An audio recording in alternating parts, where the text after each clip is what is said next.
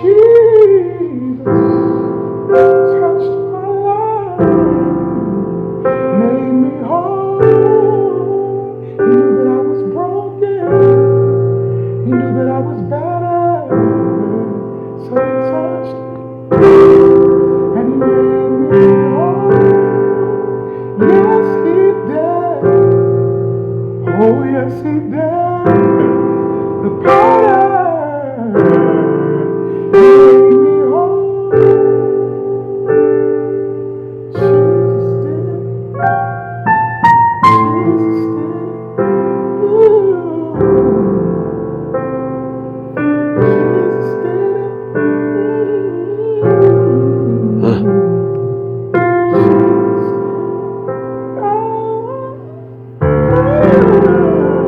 Yeah. That's how you sing with the voice. Right. Come on, Trap.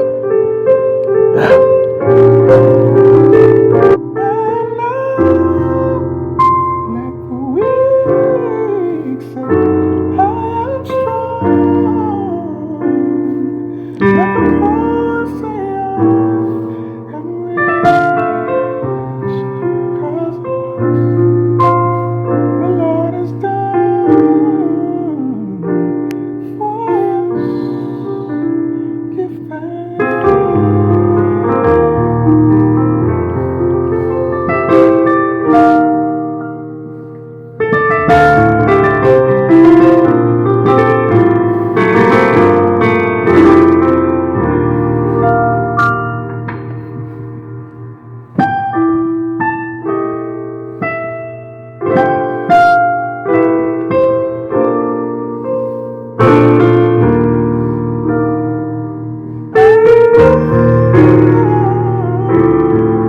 Let the weak say, I am strong. Let the poor say, I am rich. Because of what the Lord has done for us. Give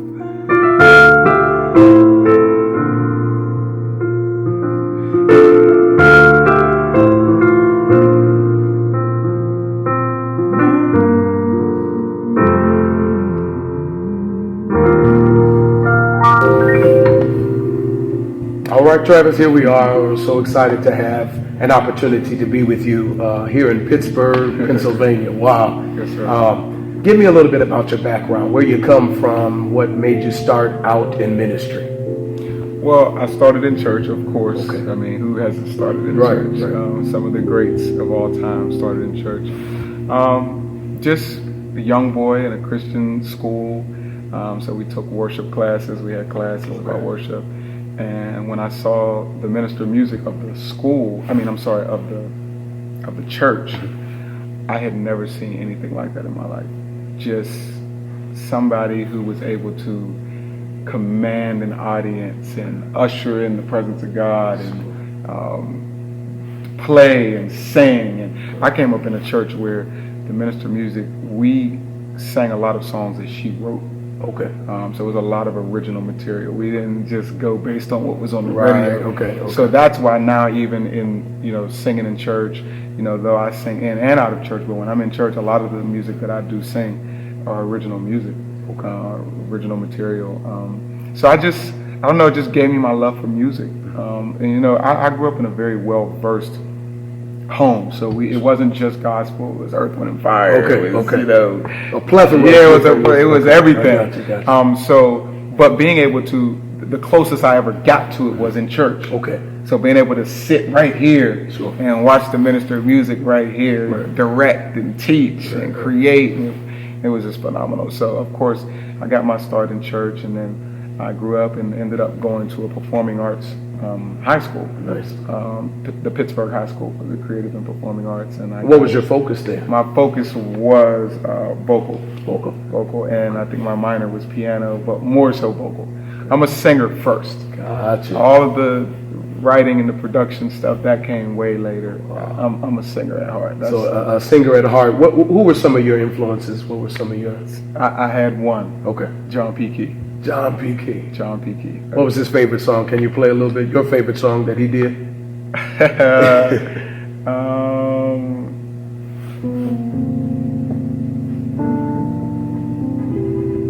For your goodness and your glory, for the joy inside your story, ooh, for the peace you gave to me, for that set me free. You know that?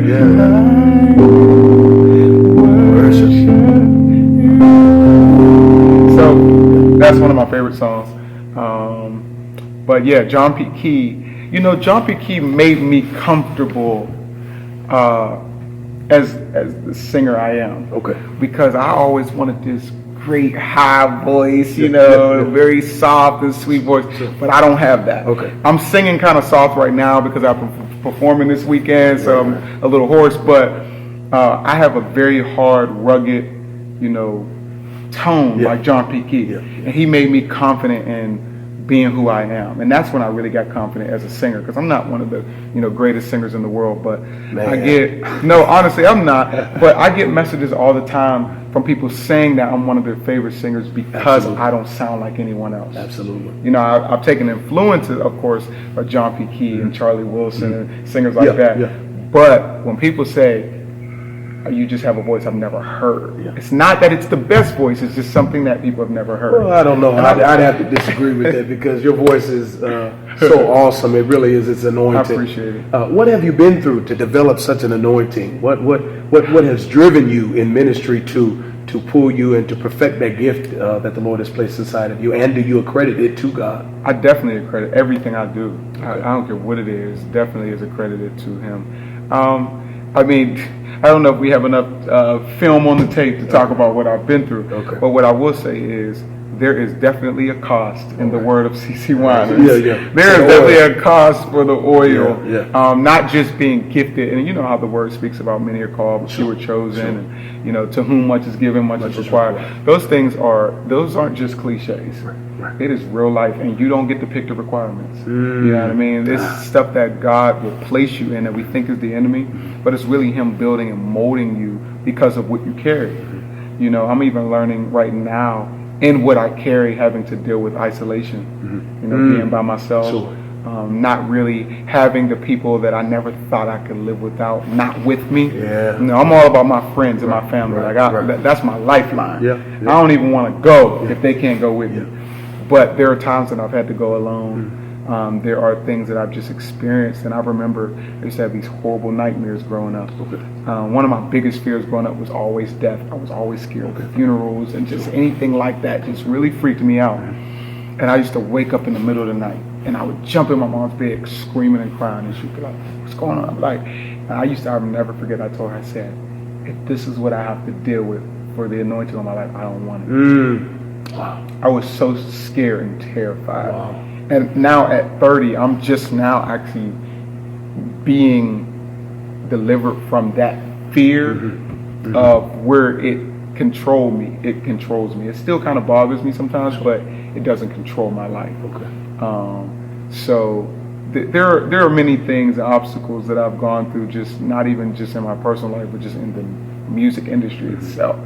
Right. Has that fear developed a greater drive to produce, to sing, to play, to write? Definitely. And you know what? It's funny that you asked me that, because God didn't allow some of my fears to stop Him from...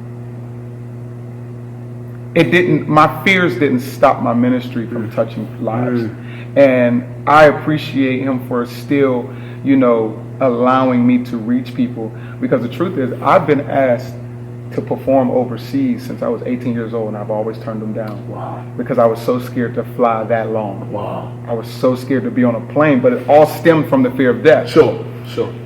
But most of my music sales have been in Japan, have been in London, have been in South Africa. I'm on the radio in South Africa. I've never even been to Africa.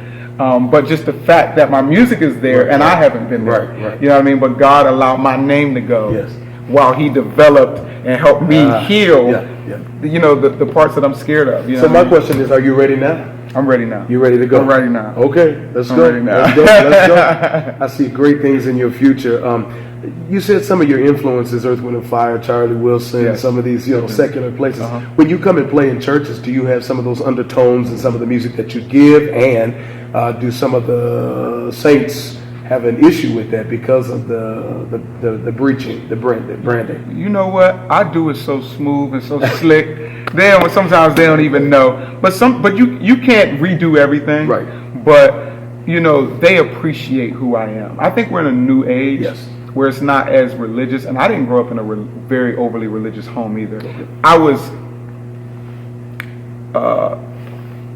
around it, I guess. Mm-hmm. When I would travel, but in my home, it wasn't overly religious. Where it was just like, oh, you're going to hell if you listen to that. Right. We just weren't that kind of family, and I like writing songs and singing about love. I got that PJ Morton in me too. Yeah. We can't preach that God is love, but we can't sing about it. Well, PJ, he comes out of Church of God in Christ, and his dad is in what full I'm saying? gospel. So Exactly. all So of that. definitely those undertones are definitely in me. Every time I sing, there's a level of performance that I have to give because I studied these people. So it's in me. I mean, I studied John P. Key. Yeah. And John P. Key is the first person I ever heard remake Charlie Wilson song, Outstanding, the Strength album. Right. You know what I mean? So that was like, man, if he could do it, I know I can do it. Right. So definitely, I use all of those influences. I'm telling you, even when I'm writing love songs, you can still hear the Kirk Franklin in me. Yeah. You can hear the John P. Key in me. You can hear the Donald Lawrence in me. Give us an example.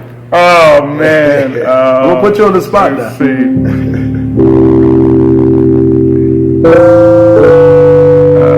Something like this. What would I do? Where would I go? What would I say? And how would I know how to live my life and be alone without all the love that you bestow upon me? Yeah. Without you, I'd go crazy. I'd die, but I wanna live. I'd cry real tears because you do everything right. Everything right for me, yeah. You do everything right. But that's just a love song, but you can hear the John P. Key in that, you know what I mean? Absolutely.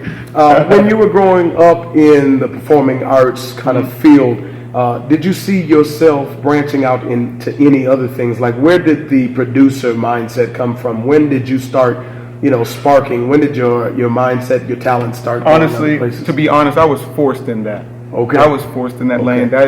It's never, I'm grateful for it, but I didn't ask God to make me this great writer and producer. I wanted to just sing. Yeah. That's my dream. If I could never touch this and be on stage with a band of singers and just sing, that's my dream. But what happened was, I got tired of chasing producers and writers, so I asked the Lord to give it to me. Okay. So that I didn't have to, beg people to help me. Sure. And I just ended up, learning how to produce my own music. Yeah. And actually a bishop from Cleveland, Ohio, never forget it, Bishop Ronald Hubbard. All right, yeah. He came to Pittsburgh. Isaac. That's right. Yeah. He came to Pittsburgh in 2006, the year I graduated high school. And he heard me minister that night. And he said, the Lord told me to tell you to stop singing other people's music. He said, the Lord has given you enough. Yeah. And your writing is going to be what's going to catapult you to the nations. And from that day on is when the songs just started flowing and flowing. But they were flowing for me. Yeah. Artists started hearing what I was doing for myself and started calling, Singing yourself. saying, hey, can you write for me? I'm like, well, I was actually just writing for me, but that's how it happened. I wrote a song called Holy, and Dorinda heard it on my last gospel album, and she recorded that song. Beautiful. I wrote All the Glory for me in 2000, maybe 12. Yeah. And Alexis Spite heard it, Yeah. 5 years later, and recorded it, and that's how I won my first ASCAP award. Praise God. Off of All the Glory, a song I wrote for me that I thought was for me, Yes. but it was for Alexis, and and Dorinda, the song that that I wrote for me, she recorded, and that's how I became a Grammy-nominated producer. You know what I mean? So sometimes what you think is for you ain't even for you; it's for somebody else. So the scripture that says your gift will make room for you. Define that for me in your words, Travis. Well, a lot of times we try to make room. I don't mean to preach, Pastor. You're really preaching good today. I really don't. But I think that God has given us gifts that literally does exactly what it says. I know we could try to make that thing sound as deep as possible, but Jesus was so practical. He wasn't as deep. Sometimes we're deeper than him. Absolutely. We try to make everything so spooky, but your gift makes room for you. There are times that people have heard my music without seeing me. And it opened up doors for me. And they didn't even know who I was. You ever had a song that was bigger than the artist? Yeah. You know what I mean? So sometimes your gift, I could be singing, for the National Urban League, and people don't know who I am, but they just heard a voice. You know what I mean? And that's just how I feel about that. I love it. That's how I feel about that. In your hour of despair, okay, you're 30.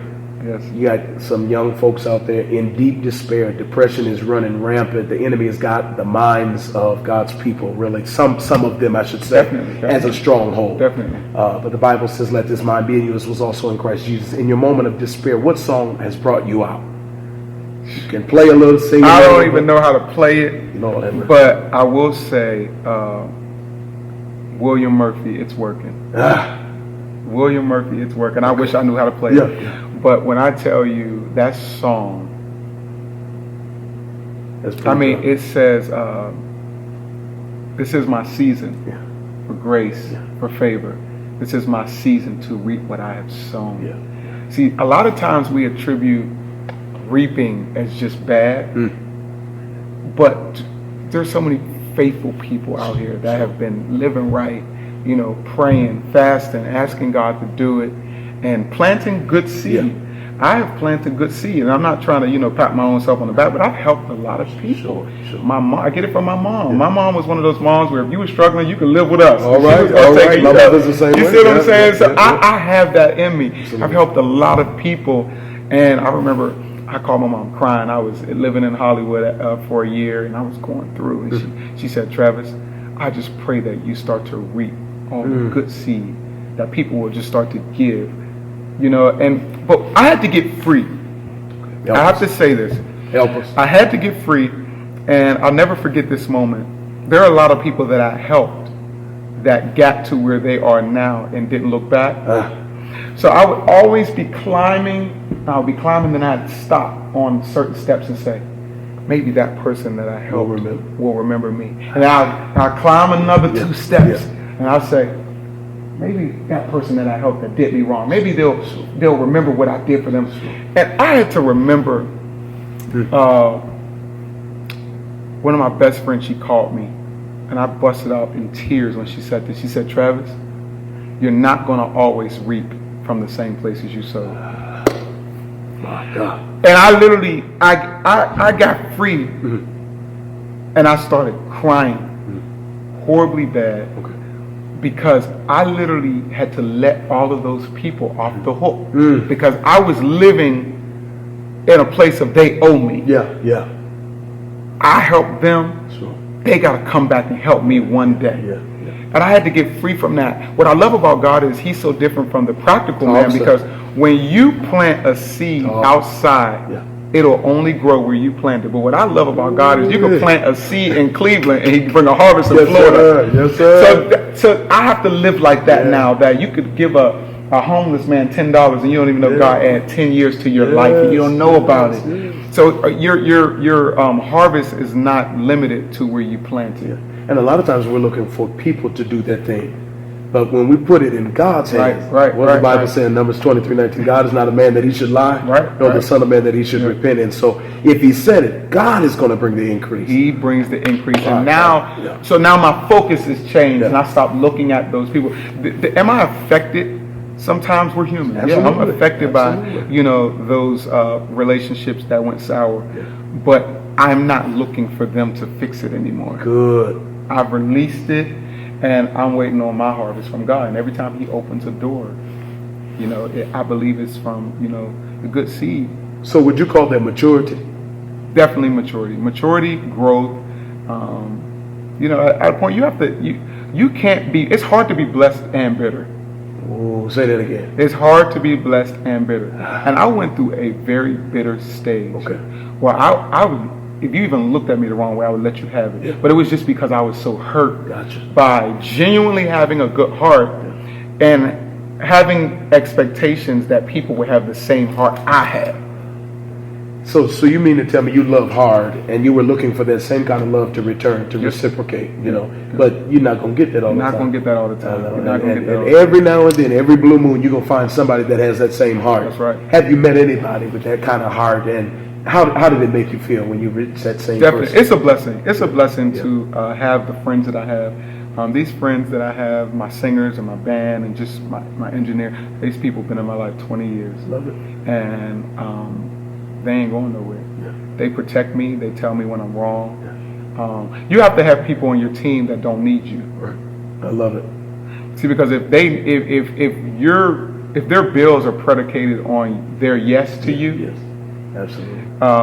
no one will ever be around you to tell you the truth. Mm-hmm. And I got friends and background singers who make more money than me, Right. who don't need me at all. Right. That'll tell me, no, you're wrong. I'm not doing that. Right, You're right, not right, doing that. right, You know what I'm saying? right. So Accountability. Accountability. Yeah. I have people like that on my team. My mom is that way. You know Okay. what I mean? I still got to do the dishes. Listen. She ain't impressed with all this music stuff. Right, I still got to do the right, dishes. right. So you know what I'm saying? So when you have people like that, my pastor, my mentor, Trini Massey, Okay. these people hold me accountable. Sure, Like, yeah, you're gifted, but let's talk about that character. Yeah, Let's yeah. talk about what's going to sustain. Is it lining up? Is it lining up? So you're a church hopper then. You've been in churches every 3 or 4 weeks. You go to another church. Is that right? Or No. Oh, okay. I just want to make sure. No. Well, tell us about your background. Do you believe that consistency is very important in ministry? I definitely believe in How long have you been in church?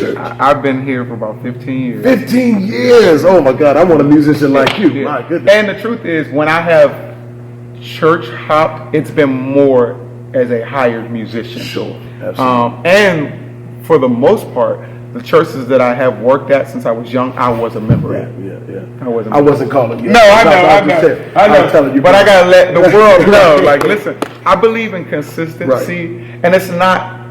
And I'm gonna say this too. I'm not even saying that in a religious way. Sure.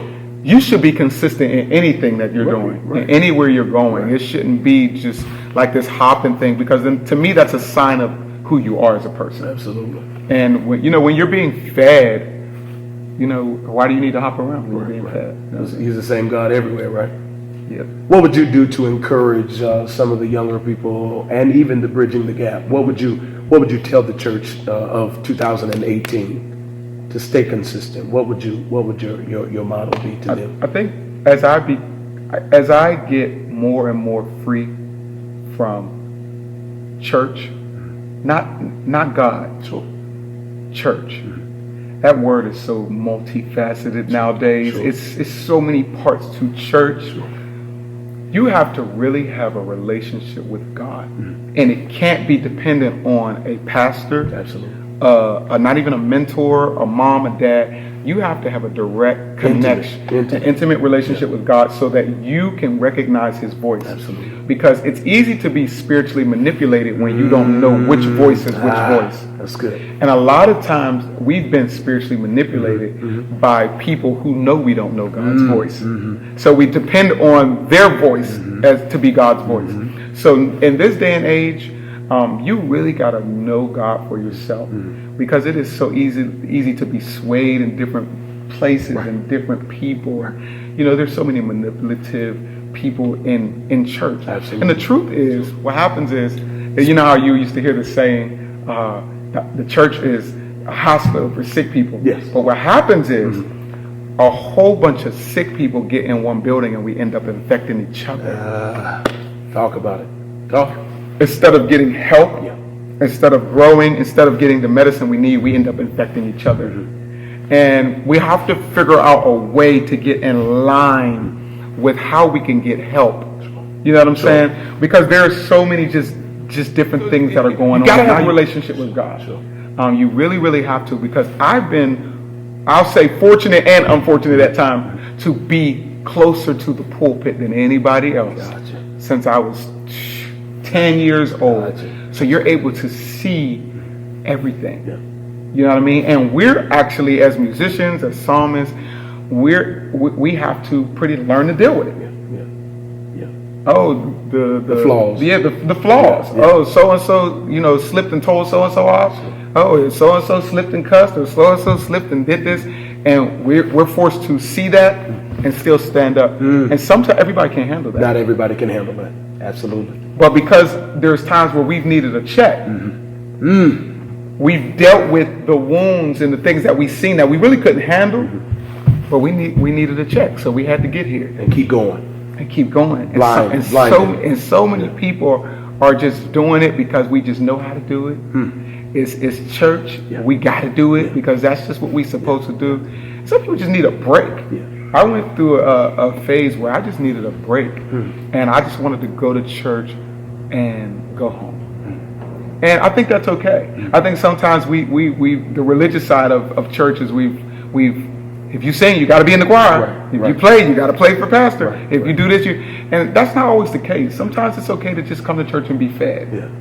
That's good. You That's know good. what I mean? A lot of times, like you said about the check, a lot of musicians are in it for the check and they don't receive the word. And that's a deep thing nowadays because a lot of musicians, they play a little bit and then when the pastor starts preaching, they get out. Yep. Do you think it's important for the musician to also receive the word?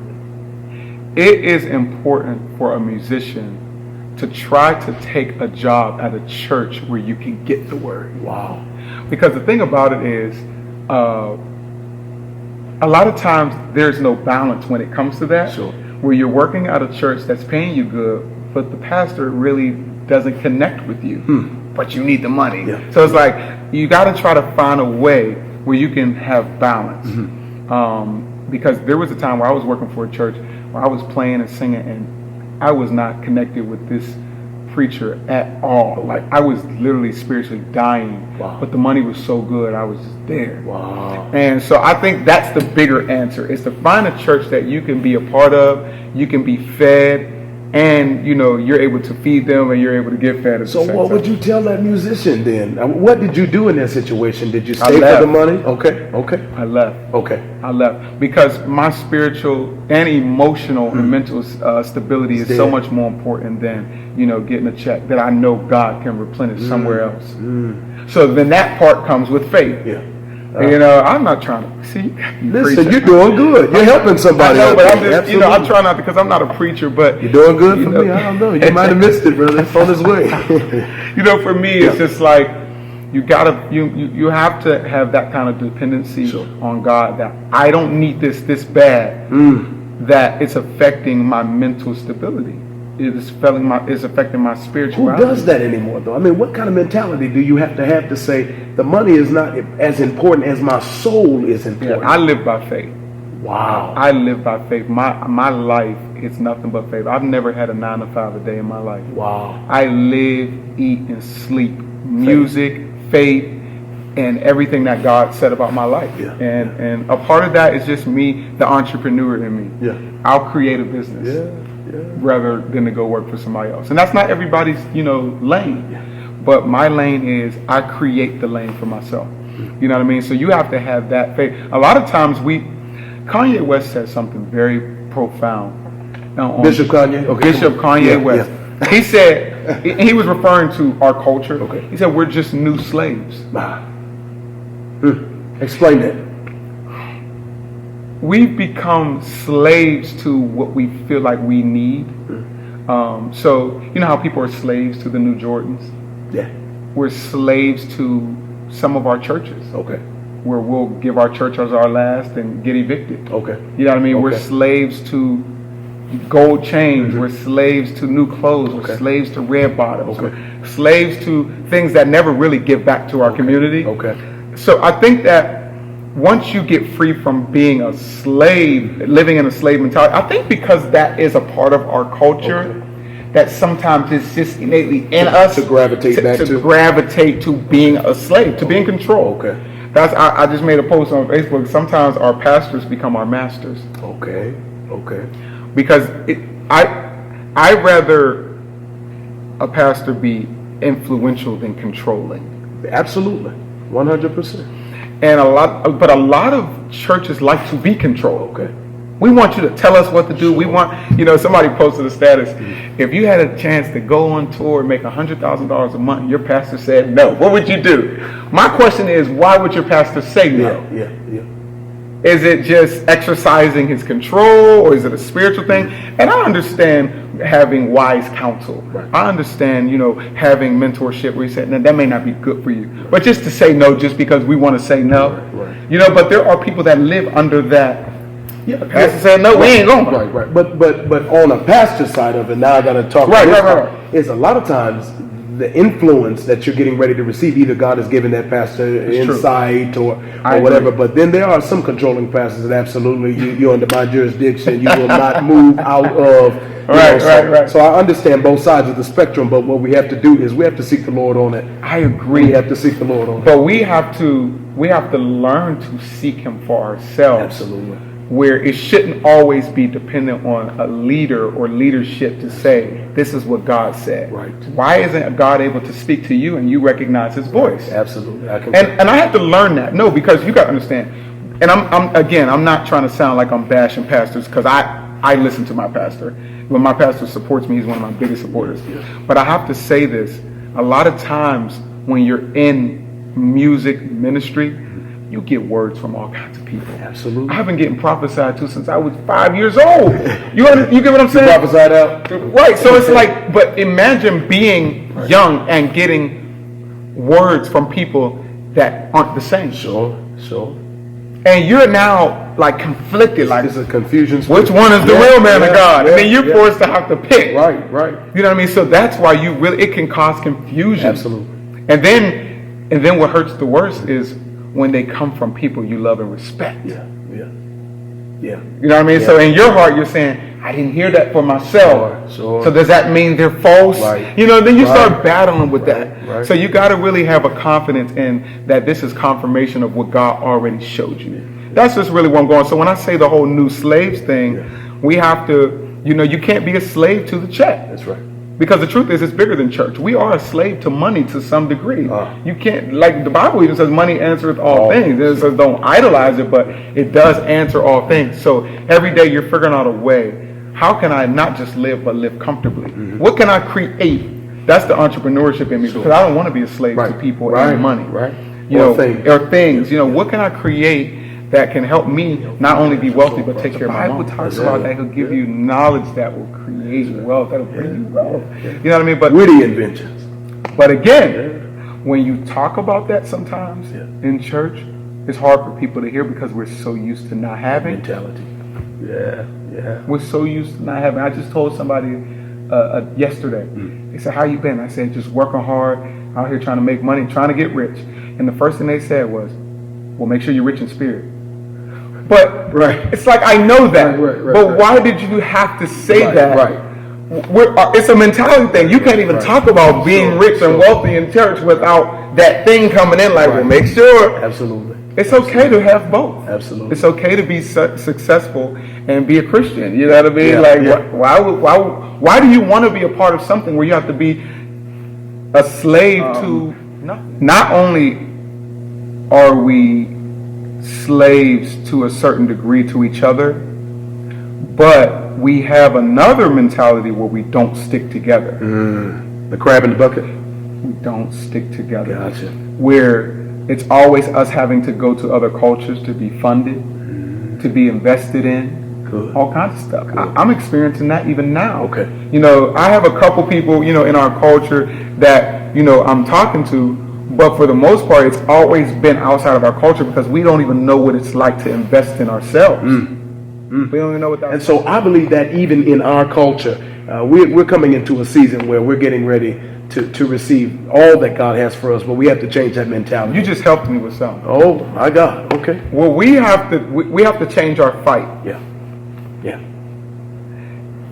We have to change our fight. Okay. They may never look at us as equal.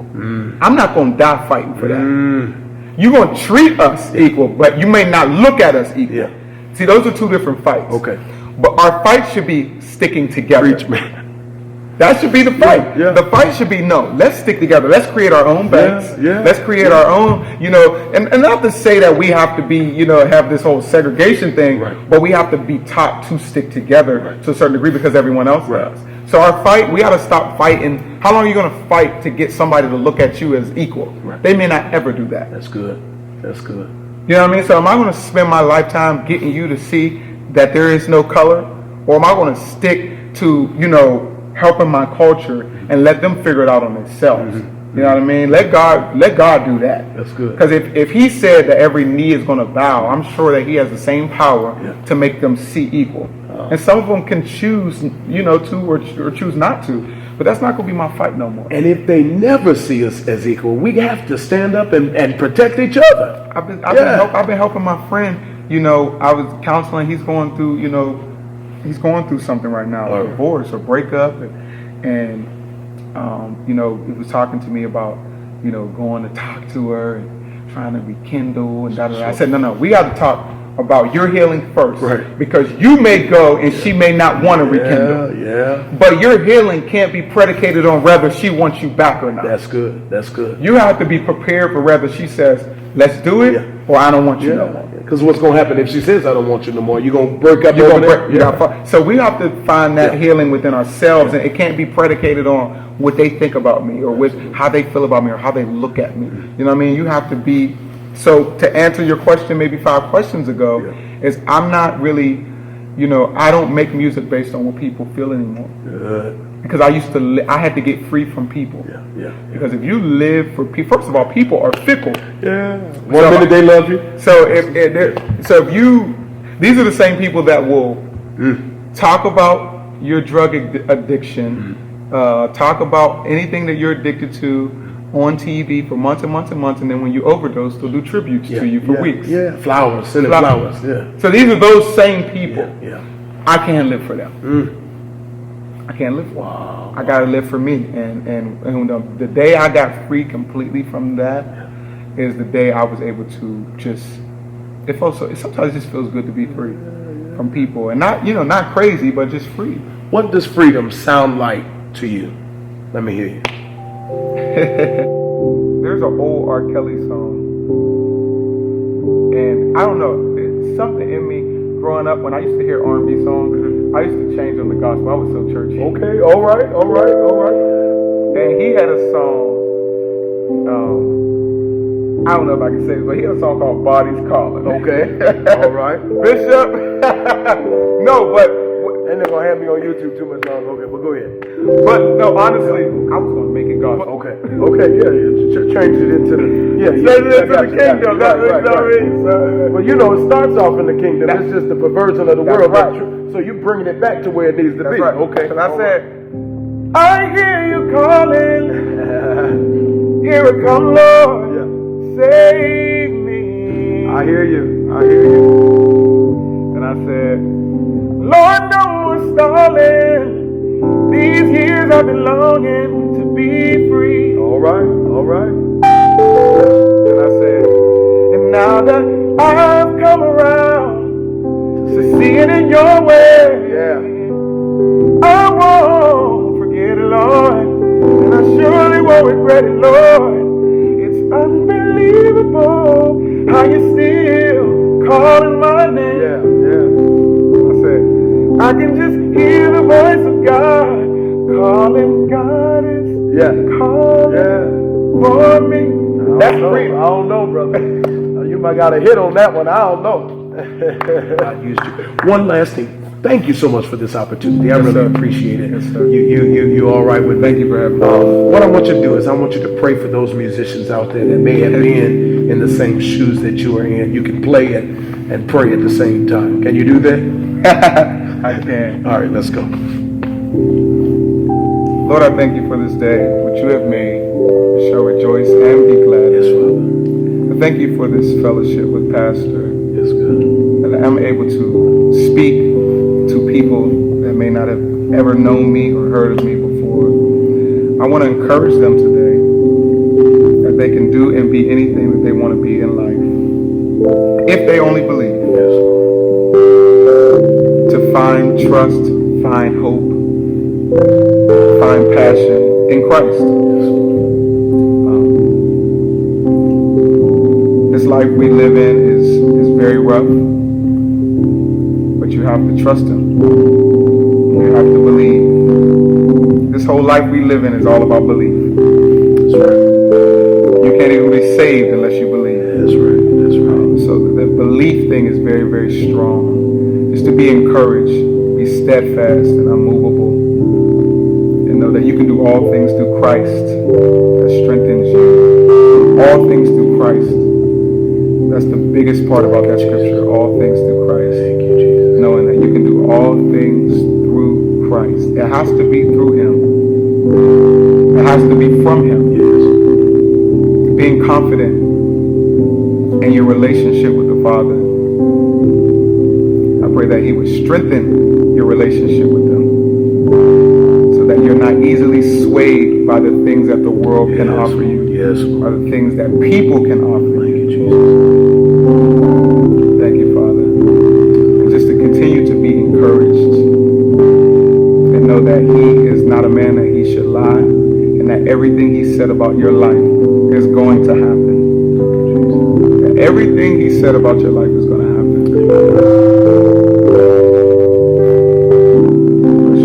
In Jesus' name, amen. Travis, thank you so much for this opportunity again. Thank you so much. All right. There you have it. All right. What's up, everybody? It's your boy Travis Malloy. And I need y'all to check out Elder Rodgers on YouTube, Kingdom Minded Ministries.